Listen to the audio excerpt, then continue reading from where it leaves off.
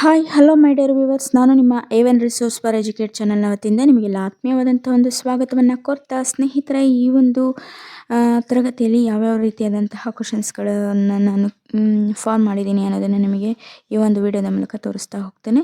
ನೋಡಿ, ರಾಷ್ಟ್ರಕವಿ ಕುವೆಂಪು ಪ್ರತಿಷ್ಠಾನದಿಂದ ನೀಡುವಂತಹ 2024 ಸಾಲಿನ ಕುವೆಂಪು ರಾಷ್ಟ್ರೀಯ ಪ್ರಶಸ್ತಿಗೆ ಭಾಜನರಾದವರು ಯಾರು ಅಂತ ಕೇಳಬಹುದು. ಸೊ ಪ್ರೊಫೆಸರ್ ನಾರಾಯಣ್ ಮೂರ್ತಿ, ಹಿಮಾಂಶಿ ಹಿಂದೂಲಾಲ್ ಸೆಲತ್, ಸರೋಜ ನಾರಾಯಣ್, ಶಿರ್ಷಿಂದು ಮುಖ್ಯೋಪಾಧ್ಯಾಯ ಅಂತೇಳಿ. ಸೊ ಇದರಲ್ಲಿ ಸರಿಯಾದಂತಹ ಆಪ್ಷನ್ ಅಂತ ಹೇಳಿದರೆ ಹಿಮಾಂಶಿ ಹಿಂದೂಲಾಲ್ ಸೆಲತ್ ರವರು ಈ ಒಂದು ಪ್ರಶಸ್ತಿಗೆ ಸೆಲೆಕ್ಟ್ ಆಗಿರೋದನ್ನು ನೋಡಬಹುದು. ಸೊ ನೋಡಿ, ಈ ರೀತಿ ಇದೆ. ಸೊ ಪ್ರತಿಷ್ಠಾನದ ಅಧ್ಯಕ್ಷರು ಅಂತ ಹೇಳೋದಾದರೆ BL ಶಂಕರ್ ರವರು ಆಗಿದ್ರು. ಸೊ ಇನ್ನು ಇತರ ಸದಸ್ಯರು ಈ ಒಂದು ಸಮಿತಿಯಲ್ಲಿ ಯಾರ್ಯಾರಿದ್ರು ಅಂತ ಹೇಳೋದಾದರೆ ಶರೀಫ್ ವಜಲಿವಾಲಾ, ಅಗ್ರಹಾರ ಕೃಷ್ಣಮೂರ್ತಿ ಮತ್ತು ಪುರುಷೋತ್ತಮ್ ಬಿಳಿಮಲೆ ಈ ಒಂದು ಸಮಿತಿಯಲ್ಲಿ ಇದ್ದಂತಹ ಸದಸ್ಯರಾಗಿದ್ದಾರೆ ಅಂತ ಹೇಳಬಹುದು. ಇನ್ನು ನೆಕ್ಸ್ಟ್ ಕ್ವಶನ್ ನೋಡೋದಾದರೆ, ರಾಷ್ಟ್ರಕವಿ ಕುವೆಂಪು ಪ್ರತಿಷ್ಠಾನದಿಂದ ನೀಡುವ 2023 ಸಾಲಿನ ಕುವೆಂಪು ರಾಷ್ಟ್ರೀಯ ಪ್ರಶಸ್ತಿಗೆ ಭಾಜನರಾದವರು. ಅದು 2024 ಅಂದರೆ ಈ ವರ್ಷ ಯಾರಿಗೆ ಈ ಒಂದು ಪ್ರಶಸ್ತಿ ಸಿಕ್ಕಿದೆ ಅನ್ನೋದನ್ನು ನಮಗೆ ಆಗಲೇ ತಿಳ್ಕೊಂಡ್ವಿ. ಸೊ ಇದು ಲಾಸ್ಟ್ ಇಯರ್ 2023ರಲ್ಲಿ ರಾಧಾ ಸಾಜಿಕರಣ್, ಪ್ರಮೀಳಾ ದೇವಿ, ಕುಮಾರಿ ರುಕ್ಮಿಣಿ ದೇವಿ, ಶಿಷ್ಯೆಂದು ಮುಖ್ಯೋಪಾಧ್ಯಾಯ ಅಂತೇಳಿ 4 ಆಪ್ಷನ್ಗಳನ್ನು ಕೇಳಲಾಗಿದೆ. ಸ್ನೇಹಿತರೆ, ಇಲ್ಲಿ ಆಪ್ಷನ್ ಇ ಶಿಷ್ಯೆಂದು ಮುಖ್ಯೋಪಾಧ್ಯಾಯ 2023ರಲ್ಲಿ ಈ ಒಂದು ರಾಷ್ಟ್ರಕವಿ ಕುವೆಂಪು ಪ್ರತಿಷ್ಠಾನದಿಂದ ಕುವೆಂಪು ರಾಷ್ಟ್ರೀಯ ಪ್ರಶಸ್ತಿಯನ್ನು ಪಡೆದುಕೊಂಡಿದ್ರು ಅನ್ನೋದನ್ನು ಈ ಮೂಲಕ ನಿಮಗೆ ತಿಳಿಸ್ತಾ ಹೋಗ್ತೀನಿ. ನೋಡಿ, ಇವರೇ ಶಿಷ್ಯೆಂದು ಮುಖ್ಯೋಪಾಧ್ಯಾಯ. ಸೊ ಇನ್ನು ನೆಕ್ಸ್ಟ್, ಹೆದ್ದಾರಿ ಸುರಕ್ಷತೆಯನ್ನು ಹೆಚ್ಚಿಸಲು NHAI ಪರಿಚಯಿಸಿದ ಹೊಸ route patrolling vehicle means RPVS ಹೆಸರೇನು ಅಂತೇಳಿ ಕೇಳಲಾಗುತ್ತೆ. ಸೊ ರಾಜಮಾರ್ಗ ಸಾಥಿ, ರಸ್ತೆ ಸಾಥಿ, ಹೆದ್ದಾರಿ ಸಂಚಾರ ಯಾವುದೂ ಅಲ್ಲ ಅಂತೇಳಿ. ಸ್ನೇಹಿತರೆ, ಇದಕ್ಕೆ ಸರಿಯಾದಂತಹ ಒಂದು ಉತ್ತರ ಅಂತ ಹೇಳಿದ್ರೆ ರಾಜಮಾರ್ಗ ಸಾಥಿ ಇದಕ್ಕೆ ಸರಿಯಾದಂತಹ ಒಂದು ಉತ್ತರ ಆಗಿರುತ್ತೆ.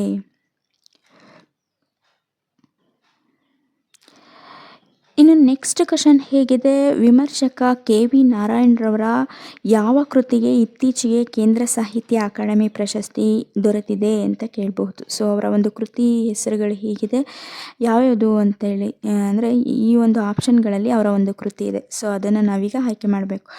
ಅಳಿಲುಗಳ ಅಳಲು, ಮಾತುಗಳ ಅಳಿವು, ನುಡಿಗಳ ಅಳಿವು, ಭಾವಗಳ ಮೆಲುಕು. ಸೊ ಇದರಲ್ಲಿ ಸರಿಯಾದಂತಹ ಒಂದು ಉತ್ತರ ಅಂತ ಹೇಳೋದಾದರೆ ನುಡಿಗಳ ಅಳಿವು ಇದಕ್ಕೆ ಸರಿಯಾದಂತಹ ಒಂದು ಉತ್ತರ. ಸೊ ಇವರೊಬ್ಬರು ವಿಮರ್ಶಕ ಸಾಹಿತಿಗಳಾಗಿದ್ದಾರೆ. ಸೊ ಇವರ ಒಂದು ಕೃತಿ ಏನಿದೆ ನುಡಿಗಳ ಅಳಿವು, ಇದು ಕೂಡ ವಿಮರ್ಶಕ ಕೃತಿನೇ ಆಗಿದೆ ಅಂತ ಹೇಳ್ಬೋದು. ನೆಕ್ಸ್ಟ್, ಕಾಳೇಶ್ವರ ಲಿಫ್ಟ್ ನೀರಾವರಿ ಯೋಜನೆ ಯಾವ ರಾಜ್ಯಕ್ಕೆ ಸೇರಿದ ಯೋಜನೆಯಾಗಿದೆ? ಸೊ ಕಾಳೇಶ್ವರ ಲಿಫ್ಟ್ ನೀರಾವರಿ ಯೋಜನೆ ಇದು ತೆಲಂಗಾಣ ರಾಜ್ಯಕ್ಕೆ ಸಂಬಂಧಿಸಿದಂತಹ ಒಂದು ಯೋಜನೆ ಆಗಿರೋದನ್ನು ನೋಡಬಹುದು. ಇತ್ತೀಚೆಗೆ international solar alliance means ISA frame work ಒಪ್ಪಂದಕ್ಕೆ ಸಹಿ ಹಾಕಿದ ದೇಶ ಯಾವುದು ಅಂತ ಹೇಳಿ ಕೇಳಲಾಗುತ್ತೆ. ಸ್ನೇಹಿತರೆ, ಇದಕ್ಕೆ ಸರಿಯಾದಂತಹ ಒಂದು ಉತ್ತರ ಮೀನ್ಸ್ ಮಾಲ್ಡೋವಾ. ಇದರಲ್ಲಿ ಕೊಟ್ಟಿರ್ತಕ್ಕಂಥ ಆಪ್ಷನ್ಗಳು Moldova, Italy, Tokyo, Brazil. So ಇದರಲ್ಲಿ ಮಾಲ್ಡೋವಾ ಇತ್ತೀಚೆಗೆ ಇಂಟರ್ನ್ಯಾಷನಲ್ ಸೋಲಾರ್ ಅಲಯನ್ಸ್ ಫ್ರೇಮ್ ವರ್ಕಿಗೆ ಈ ಒಂದು ಒಪ್ಪಂದಕ್ಕೆ ಸಹಿಯನ್ನು ಹಾಕಿತು.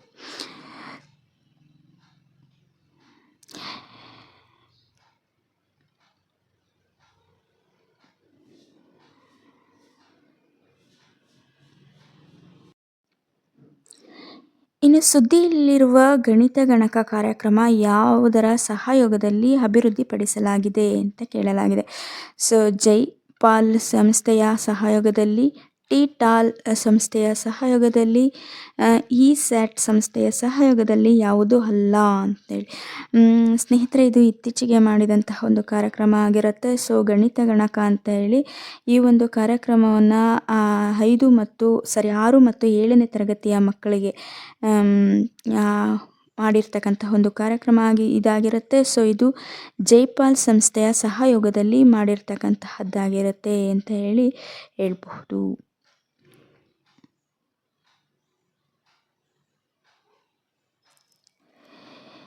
ಇತ್ತೀಚೆಗೆ ಮರಣ ಹೊಂದಿದ ಲೀಲಾವತಿ ಬೈಪಾಡಿತಾಯ ಯಾವ ಕ್ಷೇತ್ರಕ್ಕೆ ಸೇರಿದವರಾಗಿದ್ದಾರೆ? ಜಾನಪದ ಕಲಾವಿದರು, ಭರತನಾಟ್ಯ ಕಲಾವಿದರು, ಯಕ್ಷಗಾನ ಭಾಗವತರು, ಸಂಗೀತಗಾರರು. ಸ್ನೇಹಿತರೆ, ಈ ಒಂದು ಲೀಲಾವತಿ ಬೈಪಾಡಿತಾಯ ಇವರು ಯಕ್ಷಗಾನ ಭಾಗವತರಾಗಿದ್ದರು. ಸೊ ಇವರು ಇತ್ತೀಚೆಗೆ ವಿಧಿವಶರಾದರು. ಸೊ ಇವರ ಒಂದು ಪಿಕ್ಚರ್ ಹೇಗಿದೆ ನೋಡಿ. ಇನ್ನು ನೆಕ್ಸ್ಟ್ ಕ್ವಶನನ್ನು ನೋಡೋದಾದರೆ, ಹೊರದ ಬೇಡ್ತಿ ನದಿ ಜೋಡಣೆಯಿಂದ ಈ ಕೆಳಗಿನ ಜಿಲ್ಲೆಗಳಿಗೆ ಶಾಶ್ವತ ನೀರಿನ ಸಮಸ್ಯೆ ಬಗೆಹರಿಯುವುದು? ಹಾವೇರಿ, ಗದಗ, ಧಾರವಾಡ, ಚಿತ್ರದುರ್ಗ, ದಾವಣಗೆರೆ, ತುಮಕೂರು, ಉಡುಪಿ, ಮಂಗಳೂರು, ದಕ್ಷಿಣ ಕನ್ನಡ, ಕಲಬುರಗಿ, ಬಾಗಲಕೋಟೆ, ಯಾದಗಿರಿ. ನೋಡಿ, ಹೊರದ ಬೇಡ್ತಿ ನದಿ ಜೋಡಣೆಯಿಂದಾಗಿ ಹಾವೇರಿ, ಗದಗ ಮತ್ತು ಧಾರವಾಡ ಈ 3 ಜಿಲ್ಲೆಗಳ ಒಂದು ನೀರಿನ ಬಗೆಹರಿಯುತ್ತೆ ಅಂತೇಳಿ ಇತ್ತೀಚೆಗೆ ಈ ಒಂದು ವರದಿಯನ್ನು ಮಾಡಿರೋದನ್ನು ನಾವು ನೋಡಬಹುದು. ಇದಕ್ಕೆ ಸರಿಯಾದಂತಹ ಒಂದು ಆಪ್ಷನ್ ಅಂತ ಹೇಳಿದರೆ ಆಪ್ಷನ್ ಎ, ಹಾವೇರಿ, ಗದಗ, ಧಾರವಾಡ. ಇವು ವರದಾ ಮತ್ತು ಬೇಡ್ತಿ ಎರಡೂ ನದಿಗಳ ಜೋಡಣೆಯಿಂದಾಗಿ ಅಲ್ಲಿರ್ತಕ್ಕಂತಹ ನೀರಿನ ಬವಣೆಯನ್ನು ಕಡಿಮೆ ಮಾಡಬಹುದು ಅಂತ ಹೇಳಲಾಗುತ್ತೆ. ಎನ್ಲೈಟ್ಮೆಂಟ್ ಆ ನ್ಯೂ ಬಿಗಿನಿಂಗ್ ಕೃತಿಯ ಕರ್ತೃ ಅಂತ ಕೇಳಬಹುದು. So living of life Shri Ravishankar Guruji, Asaram Bapuji, Isha foundation Sadhguru ಯಾರೂ ಅಲ್ಲ. ಸ್ನೇಹಿತರೆ, ಈ ಒಂದು ಪುಸ್ತಕವನ್ನು ಅಂದರೆ ಎನ್ಲೈಟ್ಮೆಂಟ್ ನ್ಯೂ ಬಿಗಿನಿಂಗ್ ಅನ್ನುವಂತಹ ಒಂದು ಕೃತಿಯನ್ನು ಇಶಾ ಫೌಂಡೇಶನ್ ಸದ್ಗುರು ಇದನ್ನು ಬರೆದ್ರು ಅಂತ ಹೇಳ್ಬಹುದು. ಸೊ ಇದು ಜ್ಞಾನೋದಯದ ಕುರಿತಂತಹ ಒಂದು ಪುಸ್ತಕ ಇದಾಗಿರುತ್ತೆ. ಸೊ ಇವರು ಇಶಾ ಫೌಂಡೇಶನ್ನ ಸ್ಥಾಪಕರಾದಂತಹ ಸದ್ಗುರುರವರು ಎನ್ಲೈಟ್ಮೆಂಟ್ ನ್ಯೂ ಬಿಗಿನಿಂಗ್ ಎಂಬುವಂತಹ ಒಂದು ಆಧ್ಯಾತ್ಮಿಕ ಪುಸ್ತಕವನ್ನು ಬರೆದಿದ್ದಾರೆ ಅಂತ ಈ ಮೂಲಕ ಹೇಳ್ಬೋದು. ಸೊ ಪೆಂಗ್ವಿನ್ ಆನಂದ್ರವರು ಇದನ್ನು ಪ್ರಕಟಿಸಿದ್ದಾರೆ. ಸೊ ಇದು ಬುದ್ಧಿ ಹಾಗೂ ಬುದ್ಧಿವಂತಿಕೆಯ ಮೇಲೆ ಬೆಳಕು ಚೆಲ್ಲುತ್ತೆ ಅಂತ ಹೇಳ್ತಾ ಹೋಗ್ತಾರೆ ಸ್ನೇಹಿತರೆ. ಹಿಂದೂ ಮಹಾಸಾಗರದ ಮೊಜಾಂಬಿಕ್ ಚಾನಲ್ನಲ್ಲಿ ಉಂಟಾದ ಚಂಡಮಾರುತದ ಹೆಸರೇನು? ಸ್ನೇಹಿತರೆ, ಈ ಒಂದು ಚಂಡಮಾರುತ 2024ರಲ್ಲಿ 3ರಿಂದ 4 ಚಂಡಮಾರುತಗಳು ಬೀಸಿದ್ರು. ಸೊ ಈ ಹಿಂದೆ ಫೆಂಗಲ್ ಅನ್ನುವಂತಹ ಒಂದು ಚಂಡಮಾರುತ ಬೀಸಿತ್ತು. ಸೊ ಇದು ತಮಿಳುನಾಡಿನ ಮೇಲೆ ಬಹಳಷ್ಟು ಪರಿಣಾಮವನ್ನು ಬೀರಿತು. ಅಷ್ಟೇ ಅಲ್ಲ, ಕರ್ನಾಟಕದ ಬೆಂಗಳೂರು ಇನ್ನಿತರ ಭಾಗಗಳಿಗೂ ಸಹ ಮಳೆಗರಿತು. ಸೊ ಅದೇ ರೀತಿಯಾಗಿ ಇದು ಕೂಡ ಇದು ನಮ್ಮ ದೇಶದ ಮೇಲೆ ಅಷ್ಟೊಂದು ಪರಿಣಾಮ ಬೀರಲಿಲ್ಲ, ಫ್ರಾನ್ಸ್ನ ಮೇಲೆ ಬಹಳಷ್ಟು ಪರಿಣಾಮವನ್ನು ಬೀರ್ತು. ನೆನ್ಪಿಟ್ಕೊಳ್ಳಿ, ಇವು ಕನ್ಫ್ಯೂಷನ್ಸ್ ಮಾಡ್ಕೋಬೇಡಿ. ಗಾನಾ, ಚಿಡೋ, ಡಯಾನಾ, ಫನಿ ಅಂತೇಳಿ. ಸೊ ಹಿಂದೂ ಮಹಾಸಾಗರದ ಮೊಜಾಂಬಿಕ್ ಚಾನಲ್ನಲ್ಲಿ ಬೀಸಿದಂತಹ ಒಂದು ಚಂಡಮಾರುತದ ಹೆಸರು ಚಿಡೋ. ಇದು ಫ್ರಾನ್ಸ್ನ ಮೇಲೆ ಬಹಳಷ್ಟು ಪರಿಣಾಮವನ್ನು ಬೀರಿತು. ನೋಡಿ, ಫ್ರಾನ್ಸ್ ಮಹಾಸಾಗರದಿಂದಾಚಿನ ಮಯಾಟೆ ದ್ವೀಪ ಸಮೂಹದ ಮೇಲೆ ಚಿಡೋ ಚಂಡಮಾರುತ ಅಪ್ಪಳಿಸಿತ್ತು. ಸೊ ಇದನ್ನು ನೆನಪಲ್ಲಿಟ್ಕೊಳ್ಳಿ. ಸೊ ಇನ್ನು ಹಿಂದೂ ಮಹಾಸಾಗರದಲ್ಲಿರುವ ಮಯಾಟೆ ದ್ವೀಪ ಪ್ರದೇಶದ ಫ್ರಾನ್ಸ್ ಮತ್ತು ಯುರೋಪಿಯನ್ ಒಕ್ಕೂಟಕ್ಕೆ ಸೇರಿದಂತಹ ಇದು ಪ್ರದೇಶ ಆಗಿರುತ್ತೆ. ಈ ಒಂದು ಪ್ರದೇಶವು ಫ್ರಾನ್ಸ್ ಮತ್ತು ಯುರೋಪ್ ಒಕ್ಕೂಟಕ್ಕೆ ಸೇರಿದಂತಹ ಒಂದು ಪ್ರದೇಶ. ಸೊ ಈ ಒಂದು ಟಾಪಿಕ್ ಮೇಲೂ ನಿಮಗೆ ಕ್ವಶನ್ಸ್ ರೈಸ್ ಆಗ್ಬೋದು. ಮಯಾಟೆ ದ್ವೀಪ ಪ್ರದೇಶವು ಯಾವ ಒಕ್ಕೂಟಕ್ಕೆ ಸೇರಿದೆ ಅಂತೇಳಿ. ಸೊ ಆವಾಗ ನಾವೇನು ಹೇಳಬೇಕಾಗುತ್ತೆ? ಫ್ರಾನ್ಸ್ ಮತ್ತು ಯುರೋಪಿನ ಒಕ್ಕೂಟಕ್ಕೆ ಸೇರಿದೆ ಅಂತ ಹೇಳಬೇಕಾಗುತ್ತೆ. ಇಲ್ಲಿ ಅಕ್ರಮ ವಲಸಿಗರ ಸಂಖ್ಯೆ ಅಧಿಕವಾಗಿದೆ ಅಂತೆ. ಸೊ ಇಲ್ಲಿ ಒಟ್ಟು ಜನಸಂಖ್ಯೆ 75% ಜನ ಬಡತನ ರೇಖೆಗಿಂತ ಕೆಳಗಿನವರಾಗಿದ್ದಾರೆ ಅಂತ ಇನ್ನೊಂದು ಮಾಹಿತಿ ಕೂಡ ಇಲ್ಲಿ ಇರೋದನ್ನು ನಾವು ನೋಡ್ಬೋದು. ಸ್ನೇಹಿತರೆ, ಯಾವುದೇ ಒಂದು ನ್ಯೂಸ್ ಪೇಪರ್ ಕಟ್ಟಿಂಗ್ ಆಗಿರಲಿ, ಸೊ ಅದರಲ್ಲಿ ಮೇನ್ ಥೀಮ್ ಏನಿದೆ, ಇನ್ನು ಯಾವ ರೀತಿ ಕ್ವಶನ್ಸ್ಗಳು ರೈಸ್ ಆಗ್ಬೋದು ಅನ್ನೋದನ್ನು ಕೂಡ ನಾವಿಲ್ಲಿ ಗಮನ ಹರಿಸ್ಬೇಕಾಗುತ್ತೆ. ನೋಡಿ, ಮಯಾಟೆ ದ್ವೀಪ ಪ್ರದೇಶ ಇದು ಯಾವ ಒಂದು ಟೆಕ್ಸ್ಟ್ ಬುಕ್ನಲ್ಲೂ ಕೂಡ ಸಿಗೋದಿಲ್ಲ. ಮಯಾಟೆ ದ್ವೀಪ ಪ್ರದೇಶ ಫ್ರಾನ್ಸ್ ಮತ್ತು ಯುರೋಪಿನ ಒಕ್ಕೂಟಕ್ಕೆ ಸೇರಿದಂತಹ ಒಂದು ದ್ವೀಪ ಪ್ರದೇಶ ಆಗಿರುತ್ತೆ ಅಂತ ಈ ಮೂಲಕ ನಿಮಗೆ ತಿಳಿಸ್ತಾ ಹೋಗ್ತೇನೆ. ಇನ್ನು ಭಾರತಕ್ಕಿಂತ ಮೋಸ್ಟ್ ಫೇವರೆಟ್ ಭಾರತಕ್ಕಿದ್ದ ಮೋಸ್ಟ್ ಫೇವರ್ಡ್ ನೇಷನ್ ಸ್ಥಾನಮಾನವನ್ನು ತೆಗೆದುಹಾಕಿದಂತಹ ರಾಷ್ಟ್ರ ಯಾವುದು?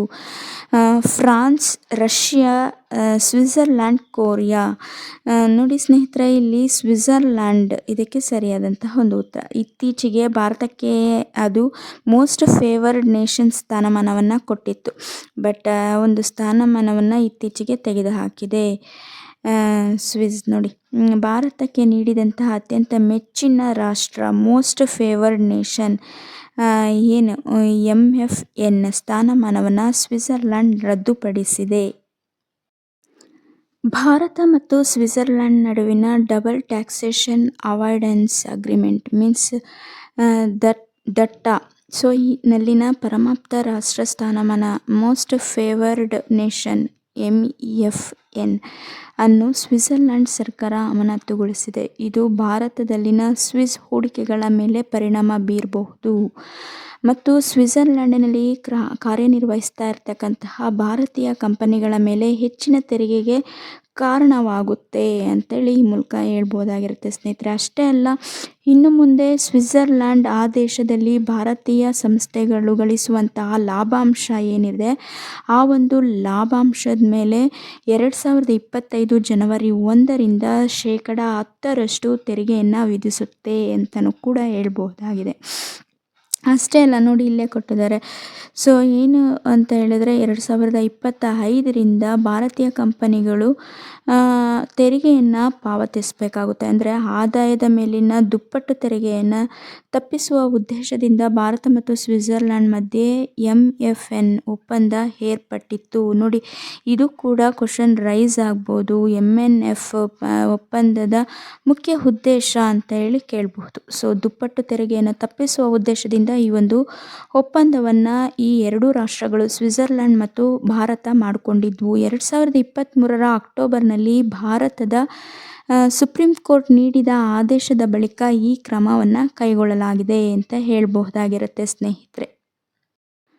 ಒಂದು ದೇಶವು OECDಗೆ ಸೇರ್ಪಡೆಗೊಳ್ಳುವ ಮೊದಲು ಭಾರತ ಸರ್ಕಾರವು ಆ ದೇಶದೊಂದಿಗೆ ತೆರಿಗೆ ಒಪ್ಪಂದಕ್ಕೆ ಸಹಿ ಹಾಕಿದರೆ ಆ ದೇಶವು organisation for economic cooperation and development means OECD ಆರ್ಥಿಕ ಸಹಕಾರ ಮತ್ತು ಅಭಿವೃದ್ಧಿ ಸಂಸ್ಥೆಗೆ ಸೇರ್ಪಡೆಗೊಂಡಾಗ MFN ಷರತ್ತು ಸ್ವಯಂಚಾಲಿತವಾಗಿ ಪ್ರಚೋದಿಸುವುದಿಲ್ಲ ಎಂದು ಸುಪ್ರೀಂ ಕೋರ್ಟ್ 2023ರ ಅಕ್ಟೋಬರ್ನಲ್ಲಿ ತೀರ್ಪನ್ನು ನೀಡಿತ್ತು. ಸೊ ಭಾರತ ಮತ್ತು European free trade associations means EFTA ಸದಸ್ಯ ರಾಷ್ಟ್ರಗಳಾದಂತಹ ನಾರ್ವೆ, ಸ್ವಿಟ್ಜರ್ಲ್ಯಾಂಡ್, ಐಸ್ಲ್ಯಾಂಡ್ ಮತ್ತು ಲಿಚೆನ್ಸ್ಟೈನ್ 2024ರ ಮಾರ್ಚ್ನಲ್ಲಿ ಮುಕ್ತ ವ್ಯಾಪಾರ ಒಪ್ಪಂದಕ್ಕೆ ಸಹಿ ಹಾಕಿದ್ವು ಅಂತೇಳಿ. ಸೊ ಇದರ ಅಡಿಯಲ್ಲಿ 4 ಯುರೋಪಿಯನ್ ರಾಷ್ಟ್ರಗಳು ಮುಂದಿನ 15 ವರ್ಷಗಳಲ್ಲಿ ಭಾರತದಲ್ಲಿ ಸುಮಾರು $100 ಮಿಲಿಯನ್ ಹೂಡಿಕೆ ಮಾಡಲು ಬಯಸಿದ್ವು ಅಂತೇಳಿ ಈ ಮೂಲಕ ತಿಳಿಸ್ಬೋದು. ಸೊ ಈ ಒಂದು ಹೂಡಿಕೆ ಕಳೆದುಕೊಳ್ಳುವಂತಹ ಅಪಾಯ ಇದ್ರ ಮೂಲಕ ಆಗುತ್ತೆ ಅಂತ ಹೇಳಿ ಹೇಳ್ಬಹುದಾಗಿರುತ್ತೆ ಸ್ನೇಹಿತರೆ. ಇನ್ನು ಈ ಒಂದು ಒಪ್ಪಂದದ ಆಧಾರದ ಮೇಲೆ ನೆಸ್ಲೆ ಕಂಪನಿಯ ಮುಖ್ಯ ಕಚೇರಿಯನ್ನು ಸ್ವಿಟ್ಜರ್ಲ್ಯಾಂಡಿನ ವೆವೆಯಲ್ಲಿ ತೆಗೆದಿದ್ದನ್ನು ಕೂಡ ನಾವು ನೋಡ್ಬೋದು. ಸೊ ಆ ಒಂದು ಕಂಪನಿಯ ಮ್ಯಾಗಿ ಆಹಾರದ ಉತ್ಪನ್ನದಲ್ಲಿ ಇತ್ತೀಚೆಗೆ ಸೀಸದ ಉತ್ಪನ್ನ ಇತ್ತು ಅಂತೇಳಿ ಮ್ಯಾಗಿಯನ್ನು ಬ್ಯಾನ್ ಮಾಡಿದ್ದನ್ನು ಕೂಡ ನಾವು ನೋಡಬಹುದಾಗಿರುತ್ತೆ ಸ್ನೇಹಿತರೆ. ಇಡಿಯೋಪಥಿಕ್ ಪಲ್ಮನರಿ ಫೈಬ್ರೋಸಿಸ್ ಎನ್ನುವುದೊಂದು ಸ್ನೇಹಿತರೆ, ಇಲ್ಲಿ ಇಡಿ ಅನ್ನೋದು ಬಿಟ್ಟೋಗಿದೆ, ಅದನ್ನು ಸೇರಿಸ್ಕೊಳ್ರಿ. ಅದು